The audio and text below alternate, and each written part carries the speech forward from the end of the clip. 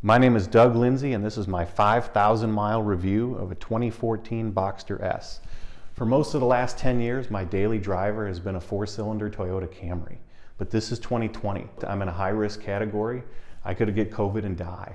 And so I decided to buy a Porsche over the summer. I've had it since July. I've driven it. It's the end of the year. I've had 5,000 miles to learn about it. And I'm going to tell you some things that I haven't seen in other videos. We're going to cover buying a car online, shipping it across the country, how early into the driving experience my certified pre-owned car tried to kill me and what the dealership did about it. Then we're going to look briefly at practicality, and then I'm going to tell you what it's like to drive this thing out on back roads. So let's get started.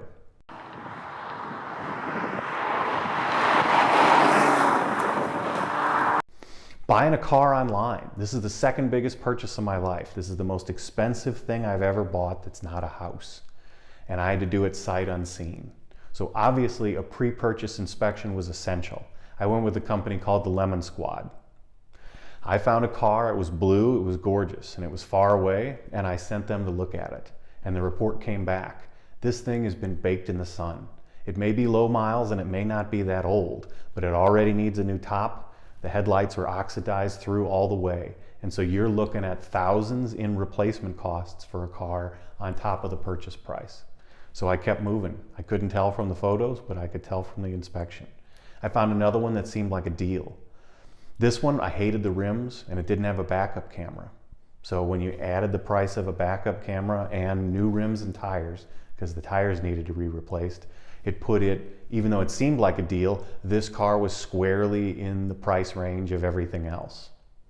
So the pre-purchase inspection came back clean, and I got all the way to the 1-yard line, and then I pulled the ripcord and bailed. I had to get my deposit back. What happened? This was a big purchase, and I had to make it sight unseen, and the dealership had no warranty. The one thing they were emphatic about is that they would not cover this car 1 minute or 1 mile once I got it. And for something that big, it's not that I didn't trust them, it's not that I didn't trust the inspection, it's that if I bought it and it was a problem, how could I say I was surprised? So that narrowed my pool a lot to basically certified pre-owned Porsches. And that's what I started looking at. I found an amazing 2014 Boxster S with 17 or 18,000 miles on it. It was agate gray with a tan interior. It was a PDK. And I thought it looked great. So I had the pre-purchase inspection done, it came back good. We settled on a price, and then all of a sudden I owned a sports car that was 1,000 miles away.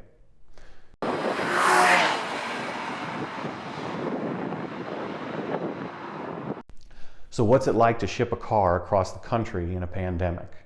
Well, it's probably like shipping it any other time, except where it was very busy because people were buying cars and shipping them. So I had to wait. And the thing is, the car shipping business is not like the airlines, it's not like Hertz, it's not like UPS. Your car is being shipped by some dude. And that's just the way the business is. So I didn't know much about it. The dealership could have arranged for somebody and there were some delays. But there's a local consignment shop for high-end cars. So there's a guy who has a warehouse that's a showroom about 5 miles from my house. And basically, he has a building full of Lamborghinis and Ferraris and 911s, Bentleys and such. And I could look him in the eye, we could make a deal, and I could pick it up from him. There was nobody to talk to but him if it all went sideways. And so to me, I went for it. I went with him instead of the dealership.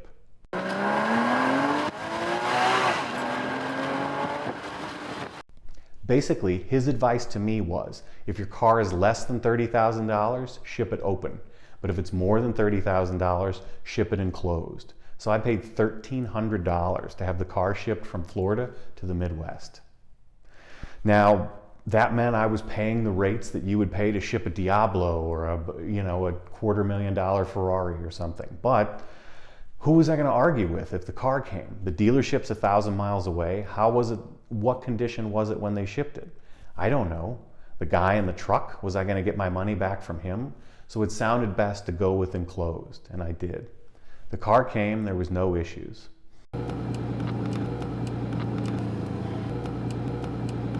So I'd barely driven the car 2,000 miles. I think I was at 2,400 miles or so when it started riding rough. And I was thinking to myself, is this me or is there something really wrong? There was about a 50-50 chance I'd bring it into the dealership and they'd go, hey idiot, it's a sports car, it's not a Camry. It rides bumpy over bumps. Or there was a problem. So I brought it in and the car was certified, so it should be under warranty. I get there and it took them a quarter second to figure out what was wrong. Both rear tires had been eaten away down to the steel radials in 2,400 miles. Now tires are consumables, so they're not covered under warranties, but this was a certified pre-owned car and tires were part of the certification. So we had a leg to stand on. I'm talking to the dealership and they say, look, 2 new tires and a 4-wheel alignment, that's $1,100. I actually said to the guy, is it safe enough for me to drive it somewhere cheaper? And he said, no. So we had to call the Florida dealership, call a used car dealership and tell them I had a problem with my tires. I wasn't hopeful, but it also seemed like it should be covered. The St. Louis dealership had my back. The Florida dealership understood. The St. Louis dealership told them, look, these are dry rotted tires, and they ate themselves. So the Florida dealership paid for it and paid for the alignment. I got the car back in a few days, and I've been driving it since with no issues.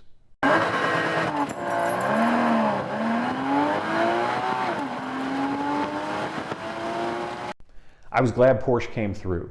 My car is the least expensive thing they sell, and their customer service seemed to reflect the fact that they're not there to make a quick buck. They'd rather make a relationship, have a friend, and have me buy something else. So I thought that was amazing, and it's exactly what I needed.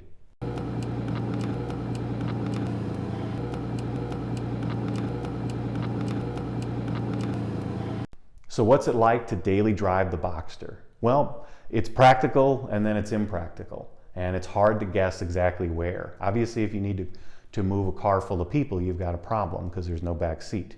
But it's got a frunk, it's got a real trunk, and it's got the front seat and the floor. And so when it comes to things like groceries, there's always plenty of room. I put things on the seat, things on the floor, things in the front trunk. You can buy all the paper towels in the world and put them right next to you in the passenger seat. The 911 has the exact same front trunk as the Boxster. I know they're exactly the same because my checked luggage, the luggage I bring with me, the rolling bag, it exactly fits in both trunks with no room to spare.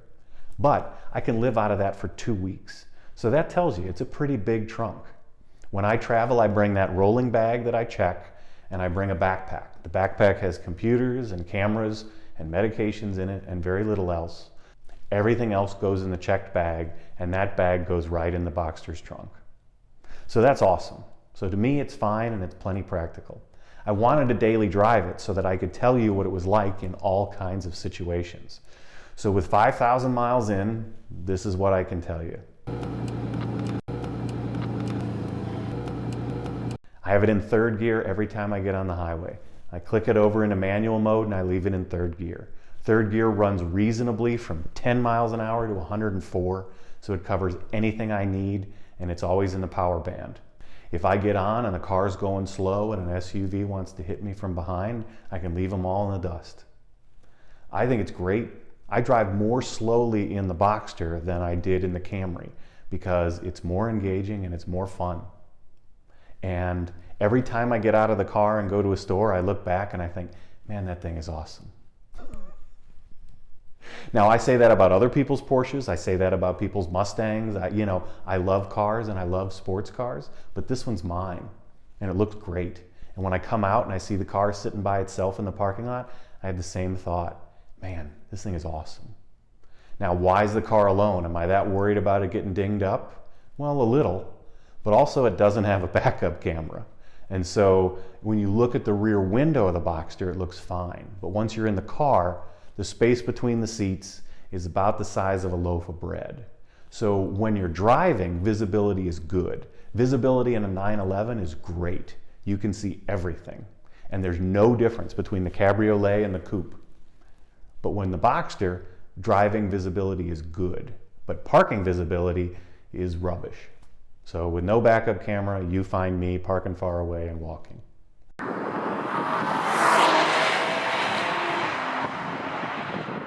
If you want to have fun in a modern car, put it into sport mode. Tell the car you want to have fun.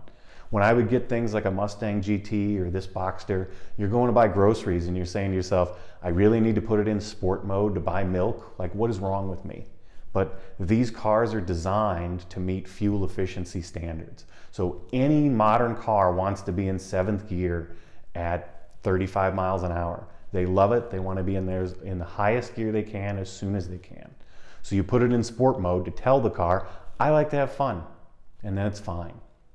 My car has the Sport Chrono package, which means it has the Sport Plus button.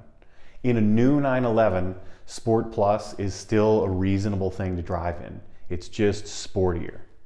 But in this era Boxster, when you put it in Sport Plus, it wants to hold the gear until 5, 6, 7,000 RPM. It thinks you're telling it that it's time to have fun and go fast.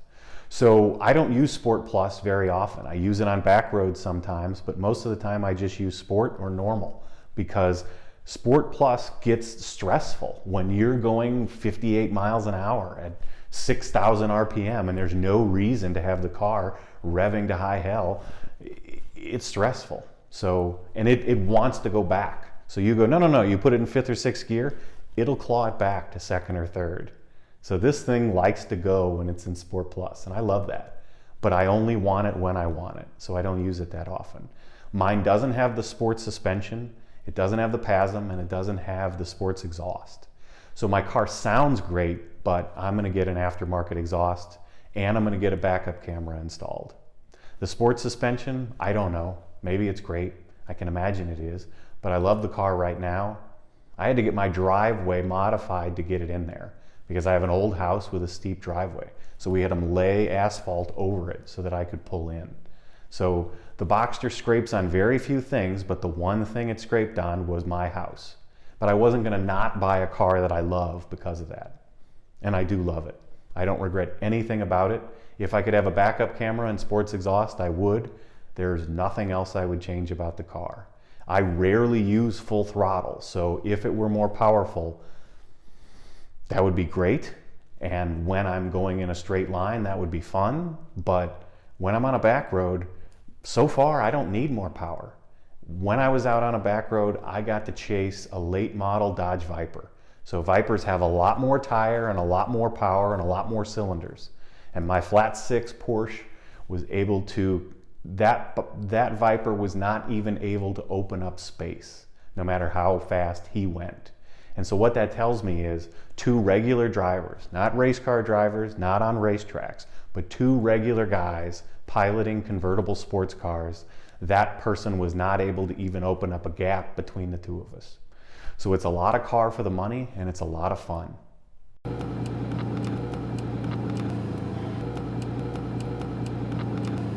So what's it like when I go out on the back roads? What do I do that's different than maybe anybody else? I don't know that it's different, but I'll tell you what I do that makes it fun for me. I live in a city, but 30 miles outside of the city, there's great roads. And so I'll go drive and I can put 140 miles on the car in a day. 30 miles there, 30 miles back. That means 80 miles of back roads, which is pretty amazing. And so when I drive there, I have the windows up, the top up, and the radio off. The radio in the Boxster is not very good, even the Bose system. So I just want quiet calmness. Now the Boxster is never quiet. There's always a lot of road noise from the tires. It doesn't bother me at all. It's a quiet, calm experience to get out there. The car has the same noise at 85, if that's the speed limit, as it is at 60. So I drive out there with the top up and the windows up. When I get to the exit, I'm going to get on a numbered highway. So there's still traffic and there's still people. I put the top down to say, hey, you're somewhere different and you're going to do something different. Now we're here to have fun.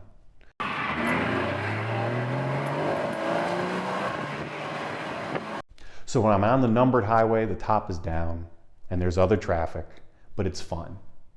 But when I get to the back roads, to the lettered highways, where there's just a letter and there's no name and there's no traffic, I put the windows down and the top down, and it's awesome.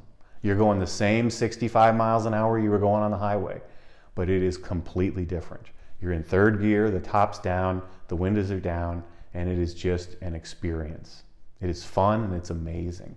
And I can put on dozens and dozens and dozens of miles on these roads like that and never drive the same road twice. I can do almost 80 miles on these back roads without, one stretch I'll go there and back. But I'm not just driving the same 10 miles again. And it is just an amazing experience. I can't wait to get to sports exhaust and see what that's like. But basically, I do it exactly the same in reverse. When I get back to the numbered highway where there's traffic, I put the windows up, I put the top down. And then when I get back to the interstate, the top goes up, the windows are up, the radio's off. I go home, it's quiet and calm. What a great way to spend a Saturday. I'd rather spend it with friends and family, with somebody fun in the passenger seat. But if I have to be by myself during COVID, then I'm gonna be by myself in a Boxster having the time of my life. So anyway, I just wanted to cover some stuff that I hadn't seen elsewhere. What's it like to buy a very expensive car online? Where did I find the confidence to do it? I had to buy a certified car. If I can't set my eyes on it, I can't bet that much money that everything's fine. What about shipping it? Shipping it's sketchy, but it's always sketchy. And you realize they ship very expensive cars and they ship a lot of cars. And if you're dealing with somebody with experience, trust them and go with it. When there was a problem, I took it to the dealership and Porsche took care of it, even though it was a consumable like tires. They said to me, I know you haven't been doing burnouts and driving like crazy because there aren't a lot of tire pieces in the wheel wells. So the dealership backed me. When it comes to daily driving, the thing's just, I never have a problem with it. And when it comes to fun, man, this thing exceeded my expectations by a lot. I don't know what I thought, because when you drive a 4-cylinder Camry and every once in a while you get to do things like drive Mustangs, I got to drive a Mercedes AMG GTS, and that thing was blasting fast and unbelievably competent. But the Boxster is mine, and it's fun and it's amazing on back roads, and it gives me a lot of sensation, a lot of feel, and it lives up to anything I wanted it to be. So anyway, until the next video, this is Doug Lindsay. I'll talk to you later.